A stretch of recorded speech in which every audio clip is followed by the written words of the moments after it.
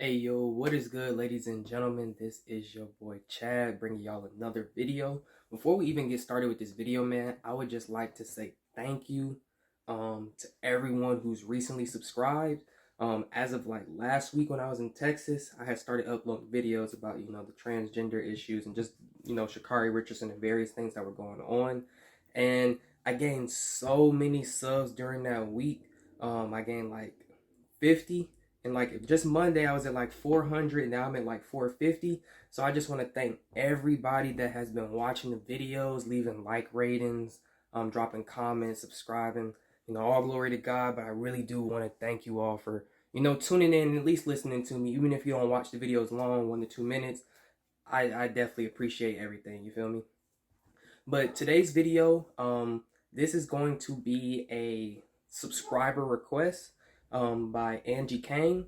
She asked me in one of the comments, she said, I was wondering if you could do a video on what you read or study in general to work on yourself. Also, how do you go about filtering news and social media? I'm really interested in self-improvement. Hold on, my dog barking. All right, I had to close the door because he was doing too much barking. So just first off, I definitely do appreciate the comment, Angie. And yeah, we'll go ahead and, get started. So she asked, what do I read or study in general to work on myself? First, I do read my Bible. I should read it a lot more than I do. I do try to get some read though, at least.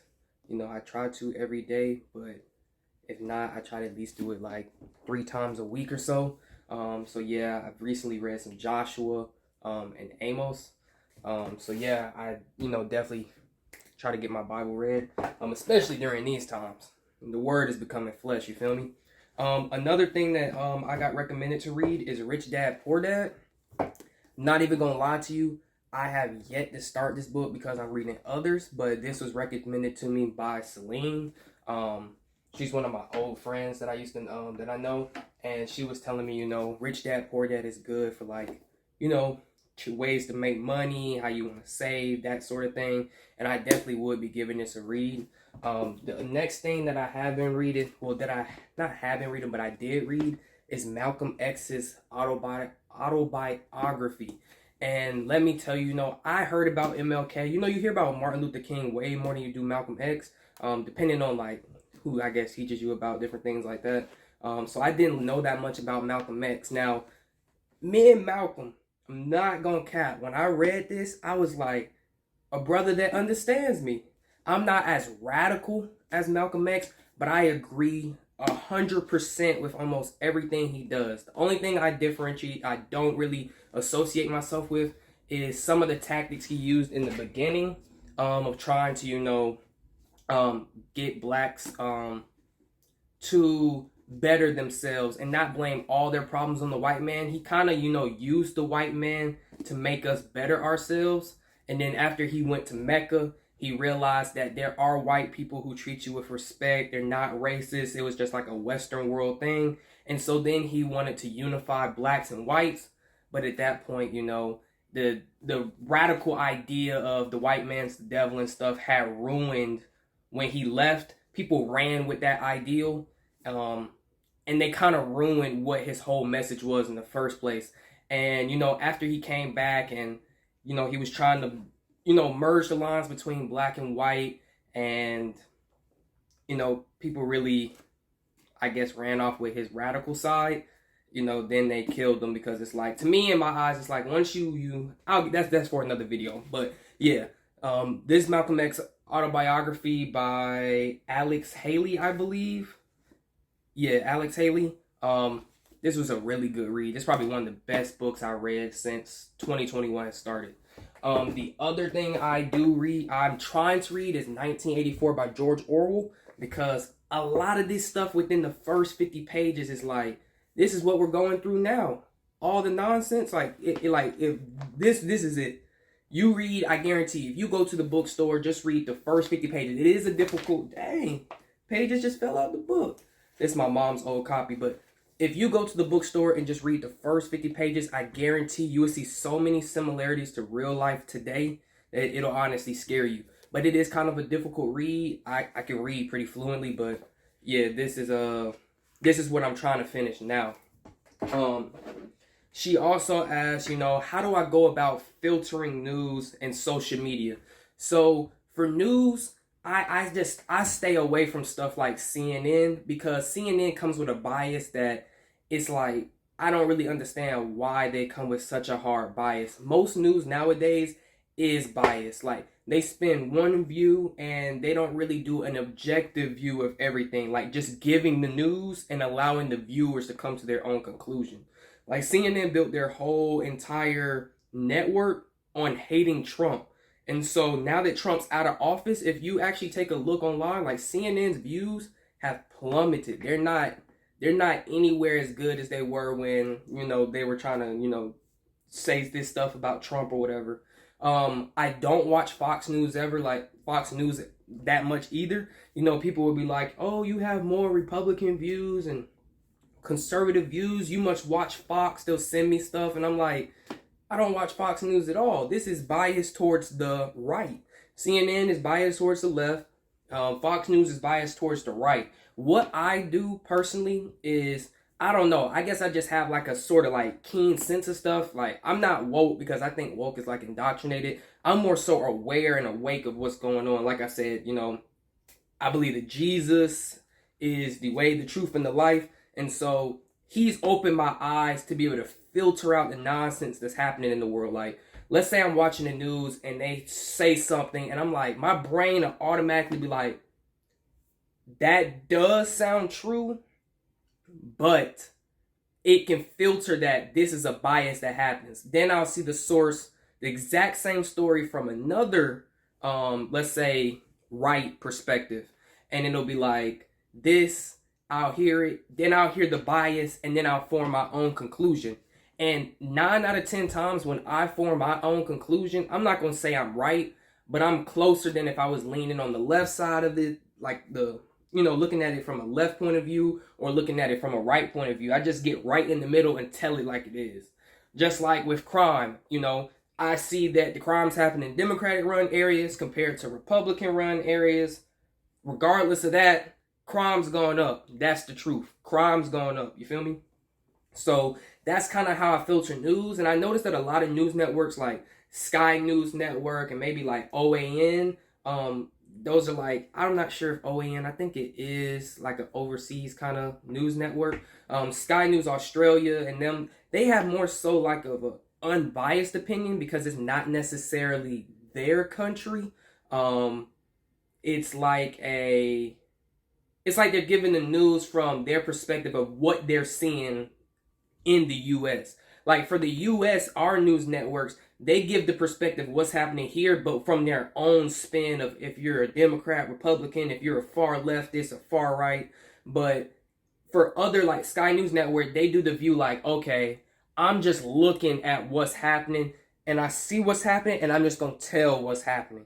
And that's how I kind of do my due diligence and research when it comes to stuff, because I like 100% most stuff out here in this world is completely biased. Like there's no objective journalism, or it's like journalism is supposed to be like you see the story, you write the story of the exact thing that's happening, the facts and the truth. Now you have journalism where they're putting their opinion on what they see. And it's like, that's not real journalism, You just need to tell what's happening in the facts. Now, you can give the facts and what's happening and then say, my opinion or I feel, but most news networks and stuff nowadays they just spin everything with their own opinion and their point of view, you feel me?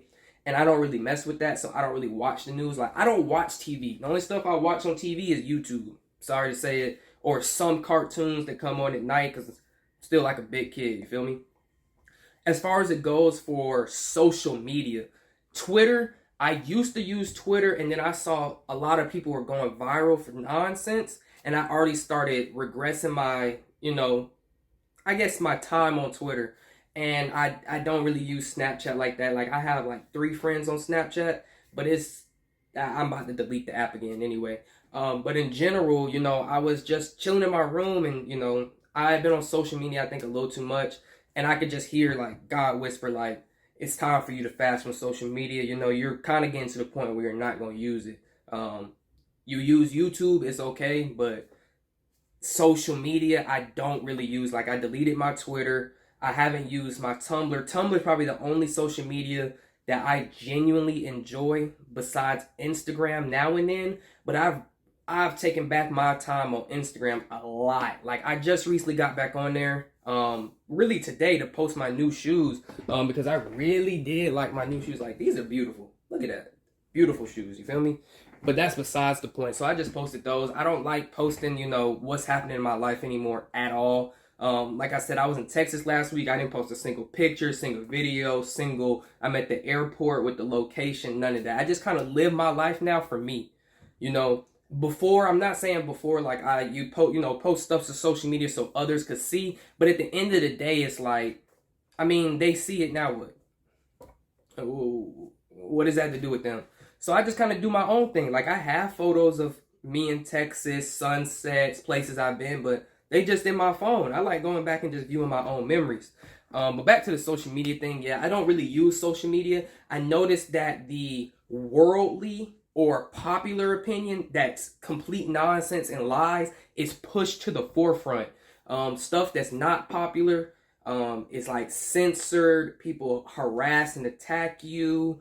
And it's like you're kind of talking to a brick wall of like a liberal cesspool or a far right cesspool. And that's the thing about social media. Social media like polarizes the points of view, whereas the middle point of view is like, it's not that it's silenced, but it's so overlooked, you can't really tell that there is a middle point of view.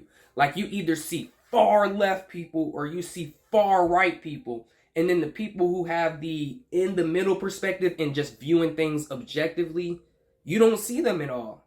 Like, if we're being honest. And if you do see them, they're being attacked by the far left if they agree with something from the far right, but they're in the middle on it. Or they're attacked by the far right if they agree with something that's in the far left. So for me personally, it's just like social media is just a done issue. It is beneficial because you get to see different perspectives and stuff and what your, friends and stuff are up to. But in general, it's like, I think social media has just gotten to the point where it's become counterproductive for what it initially was.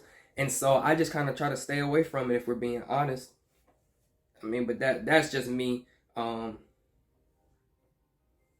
I don't know. That's just me.